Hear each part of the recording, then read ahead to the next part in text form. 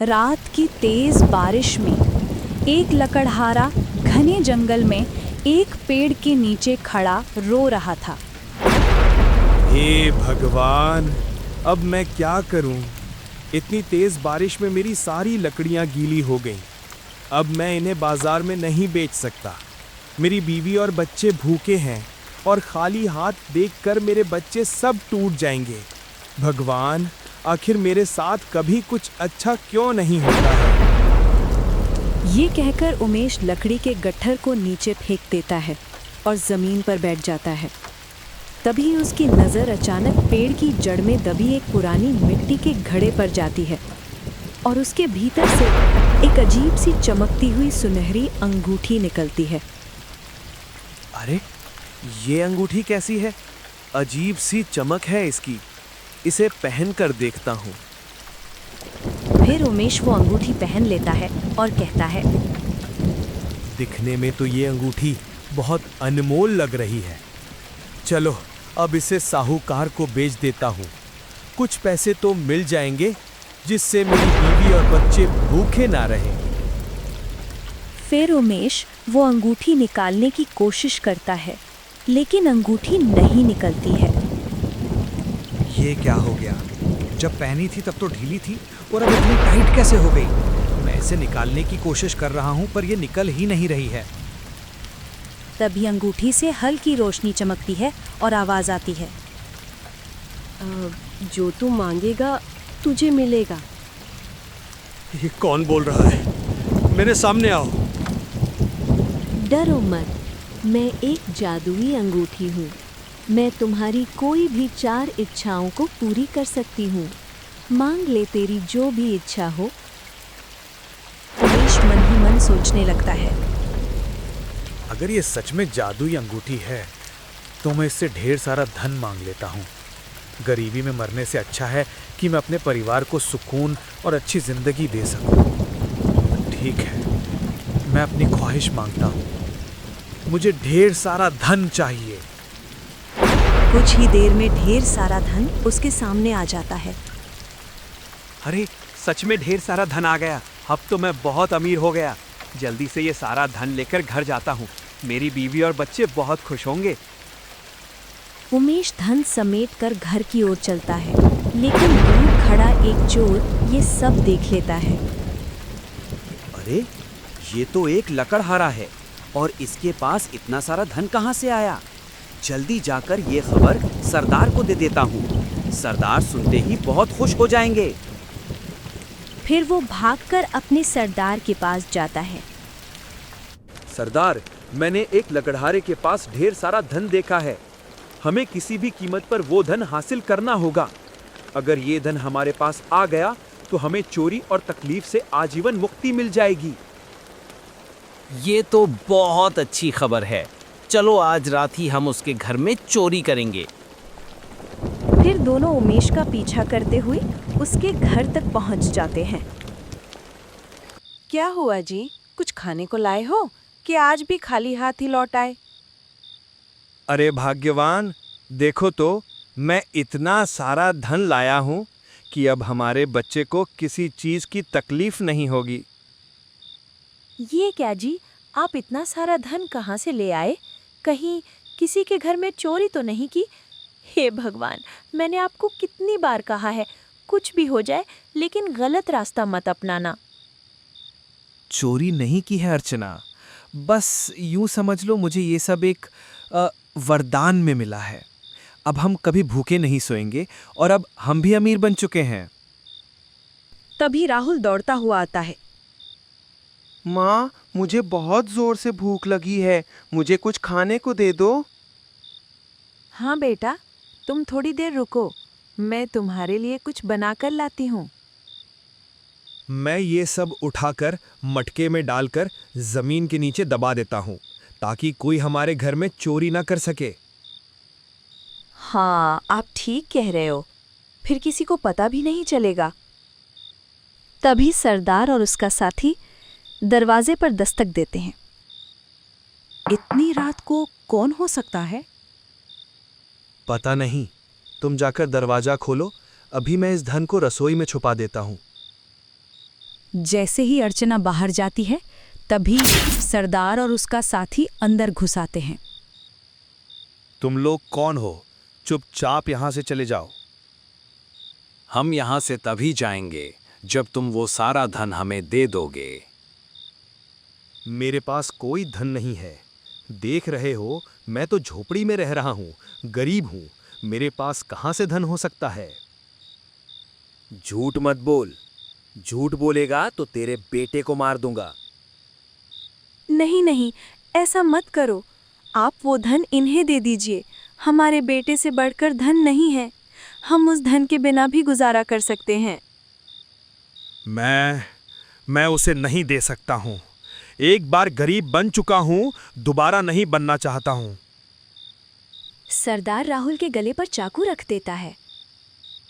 अगर धन नहीं दिया तो तेरे बेटे को यहीं टपका दूंगा। नहीं नहीं, रुक जाओ। मैं देता हूँ। मेरे बेटे को छोड़ दो। उमेश धन की पोटली लाकर सरदार को दे देता है। इतना सारा धन है तेरे पास और मुझसे झूठ बोल रहा है। सजा तो तुम्हें जरूर मिलेगी। अब मैं धन और तेरा बेटा दोनों को ले जाऊंगा। नहीं नहीं, मेरे बेटे को छोड़ दो। लेकिन सरदार चला जाता है उसके बेटे और धन दोनों को लेकर। ये सब आपकी वजह से हुआ है।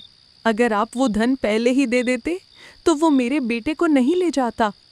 अब तो धन भी गया और मेरा बेटा भी। मुझे मेरे बेटा वापस चाहिए। आप कुछ भी करके मेरे बेटे को वापस लेकर आइए। हे जादुई अंगूठी, ये कैसी तेरी माया है? कुछ देर के लिए धन आया और अब धन भी चला गया और मेरा बेटा भी। तुम क्यों रो रहे हो? अभी तुम्हारे पास 3 इच्छाएं शेष हैं। बताओ, मैं तुम्हारी क्या इच्छा पूरी कर सकती हूँ? मेरी इच्छा है कि मेरा बेटा वापस लौट आए। यही मेरी दूसरी इच्छा है। सोच लो, अब तुम्हारे पास केवल 2 इच्छाएं बाकी हैं। ठीक है, पहले मेरे बेटे को वापस लेकर आओ। फिर तेज रोशनी फूटती है और कुछ ही देर में उसका बेटा वहीं पर प्रकट हो जाता है। राहुल, मेरे बेटे, तुम ठीक हो ना? लेकिन राहुल अचानक ही चक्कर खाकर गिर पड़ता है। क्या हुआ बेटा? उठो बेटा, उठो। तुम्हें क्या हो गया है? ये कैसी जादुई अंगूठी है? इसे उतार कर फेंक दो। हमें कोई वरदान नहीं चाहिए। हम जैसे हैं वैसे ही खुश रहेंगे। ऐसा ना हो कि एक दिन हम अपने बेटे से हाथ धो बैठे।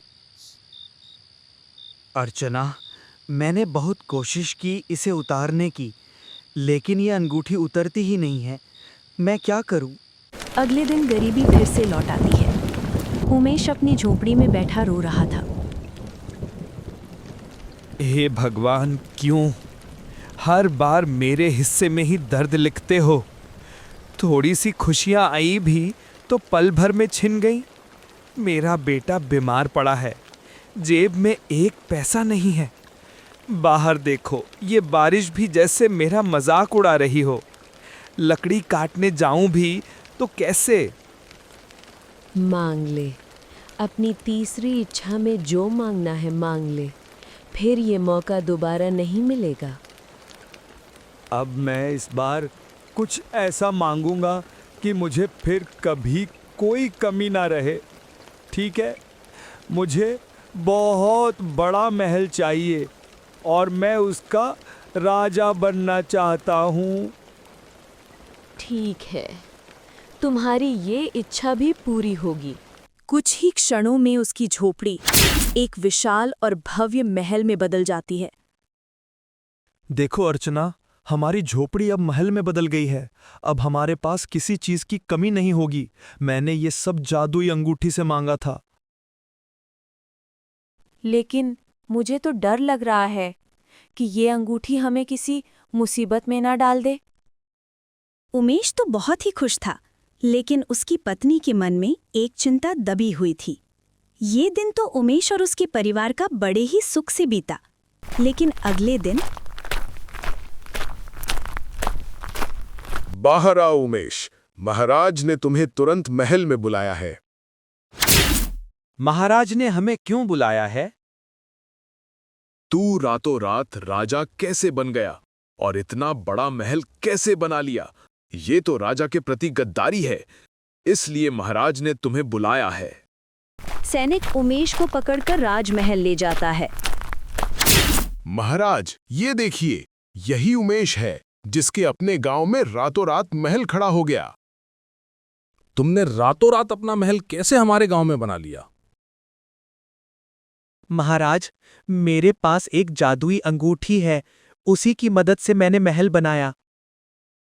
तुम्हारी हिम्मत कैसे हुई एक लकड़हारा होकर राजा को मूर्ख बनाने की?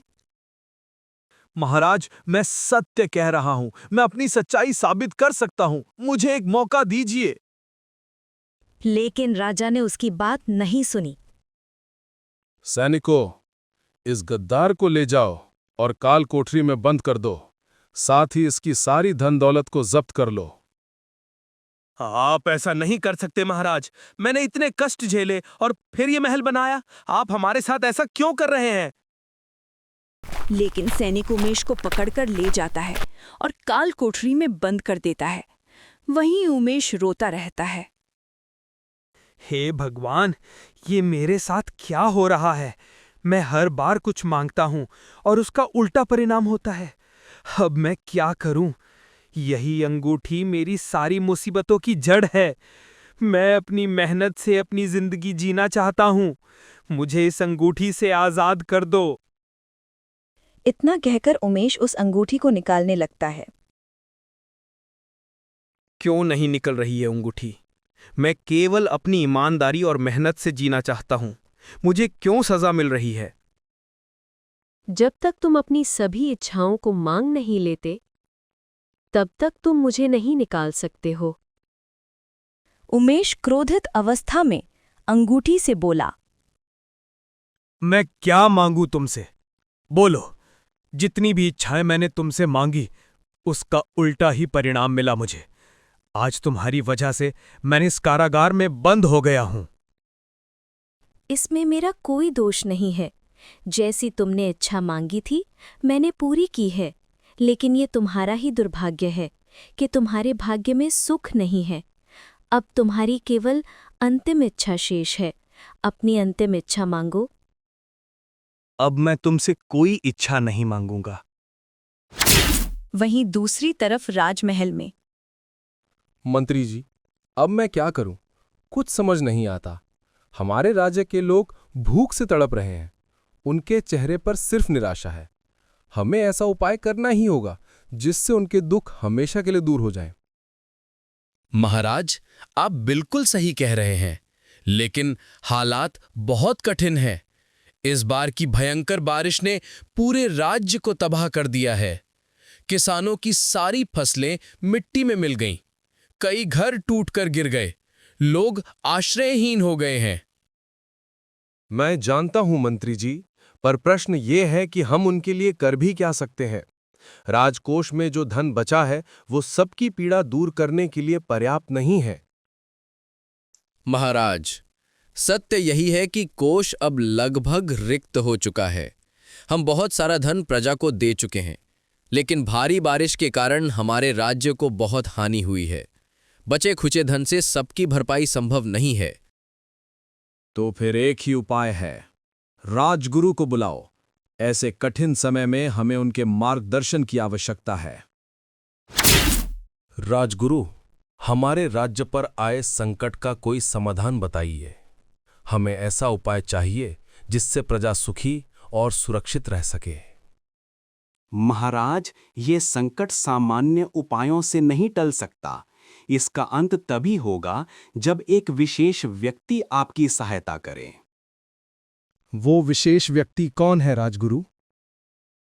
वो यहीं आपके राज्य में है महाराज, परंतु दुर्भाग्यवश इस समय वो काल कोठरी की कैद में है। काल कोठरी में? पर वहां तो अनेकों कैदी बंद हैं। आखिर आप किसकी बात कर रहे हैं? मैं उन सब की नहीं, केवल एक की बात कर रहा हूं, उमेश की। वो कोई साधारण मनुष्य नहीं है महाराज। उसके पास अद्भुत शक्ति है जो एक रहस्यमयी अंगूठी में कैद है। तो आप कह रहे हैं कि वो अकेला हमारे राज्य को इस संकट से निकाल सकता है? निस्संदेह महाराज, राज्य की रक्षा उसी के हाथों में है। उसे तुरंत यहां बुलवाइए। सैनिकों, जाओ और उमेश को तुरंत मेरे समक्ष ले आओ। कुछ ही देर में सैनिक उमेश को लेकर आते हैं। महाराज, मुझे यहाँ क्यों लाया गया है? मैंने कोई गलती नहीं की। मुझे छोड़ दीजिए, मुझे जाने दीजिए।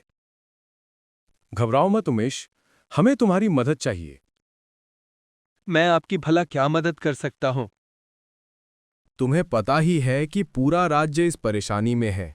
पानी ने सब कुछ डुबो दिया है, सबका घर डूब गया है। राजगुरु ने तुम्हारा ही नाम बताया है कि तुम ही इसे सही कर सकते हो। महाराज, इसमें भला मुझ जैसा गरीब और लाचार क्या कर सकता है? उमेश, तुम्हारे पास वो जादुई अंगूठी है। इसी की मदद से तुमने पहले 3 बार वरदान मांगा। महल भी इसी से बनाया था। अब तुम इस अंगूठी से कहो कि हमारा राज्य खुशहाल और सुरक्षित हो जाए। महाराज, यही तो मेरी चिंता है। अब तक इस अंगूठी से मांगी हर इच्छा ने मुझे उल्टा दुख ही दिया है। कहीं ऐसा ना हो कि मैं कुछ और मांगूं और पूरा राज्य और गहरे संकट में पड़ जाए। उमेश, हम सब की उम्मीदें तुम्हारे ऊपर हैं। तुम इस अंगूठी से कहकर तो देखो। ठीक है महाराज, मैं एक बार प्रयास करता हूँ। हे जादुई अंगूठी, मुझे तुमसे एक आखिरी वरदान चाहिए। कहो उमेश, तुम्हें क्या चाहिए? मैं अपने गांव वालों के लिए सुख, शांति और खुशहाल जीवन चाहता हूं। अचानक अंगूठी से तेज रोशनी निकलती है और उसमें से एक सुंदर राजकन्या प्रकट होती है। ये क्या हो रहा है उमेश? ये राजकन्या कहां से आ गई? डरिए मत महाराज, मैं कोई हानि नहीं पहुंचाऊंगी। मैं एक दिव्य राजकन्या हूं। सदियों पहले एक तपस्वी ने मेरे अहंकार और शक्ति के दुरुपयोग के कारण मुझे दंड दिया था और इस अंगूठी में कैद कर दिया था। तो इसका मतलब तुम ही वो शक्ति थी जो मेरी इच्छाएं पूरी करती रही। हाँ उमेश, मैंने तपस्वी से अपनी भूल की क्षमा मांगी। तपस्वी को मुझ पर दया आ गई और मुझे अंगूठी से मुक्त होने का उपाय बताया कि जब कोई ऐसा व्यक्ति जिसके भाग्य में सुख ना हो वो अंगूठी पहन ले, जिसके बाद मैं उसकी 4 इच्छाओं को पूरा कर दूं, लेकिन चौथी इच्छा वो अपने लिए नहीं बल्कि दूसरे के हित के लिए मांगेगा, तो ही मैं इस अंगूठी से आज़ाद हो पाऊंगी। देवी, इसका अर्थ है कि उमेश ने आपका श्राप तोड़ा और आपको मुक्त कर दिया।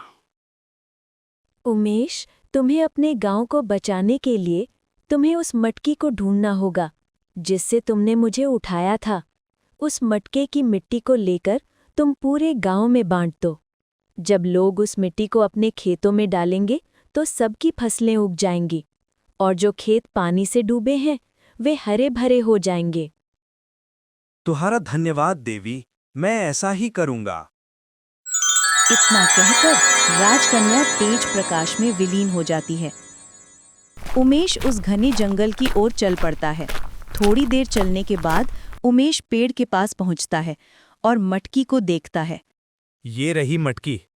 अब मुझे जल्दी से इसे लेकर गांव वालों के पास जाना चाहिए। उमेश जैसे ही मटकी को छूता है, तेज रोशनी फैलती है और आवाज आती है। तुम मुझे ऐसे ही नहीं ले जा सकते हो। इसके लिए तुम्हें एक सवाल का उत्तर देना होगा। ये मटकी तो बात कर रही है, यानी ये एक जादुई मटकी है। इसे लेना है तो मुझे इसके प्रश्न का उत्तर देना होगा। ठीक है, मैं तुम्हारे प्रश्न का उत्तर देने के लिए तैयार हूं। पूछो। बताओ, अगर किसी ने केवल अपने लिए लाभ कमाया और दूसरों की तकलीफ में कोई मदद नहीं की, तो उसका भविष्य कैसा होगा? जैसी करनी वैसी भरनी। अर्थात जो दूसरों के भले के लिए काम करता है वही सुख पाता है, और जो केवल अपने लिए सोचता है उसे अपने कर्मों का फल भोगना पड़ता है। सही उत्तर। अब तुम मटकी को लेकर जा सकते हो। फिर उमेश मटकी हाथ में लिए राजमहल पहुंचता है। महाराज, ये देखिए, मैं वो जादुई मटकी लेकर आ गया हूं। सच में तुम वही जादुई मिट्टी लाए हो? तुरंत इसे पूरे गांव में बांटो ताकि सभी खेत हरे भरे हों और गांव की हालत सुधर जाए। महाराज, मैं आज ही इस मिट्टी को पूरे गांव में बांट दूंगा। उमेश, तुम्हारे कारण हमारे राज्य में पुनः सुख शांति लौट आई है। नहीं नहीं महाराज, मैंने कोई महान काम नहीं किया। मुझे बधाई मत दीजिए। जो किया वह सिर्फ मेरा फर्ज था। उमेश के कारण राज्य में सुख शांति आ जाती है और राजा ने उमेश की सारी धन संपत्ति जो राजा ने जब्त कर ली थी उसे लौटा दिया और उमेश अपने परिवार के साथ सुखी जीवन व्यतीत करने लगा।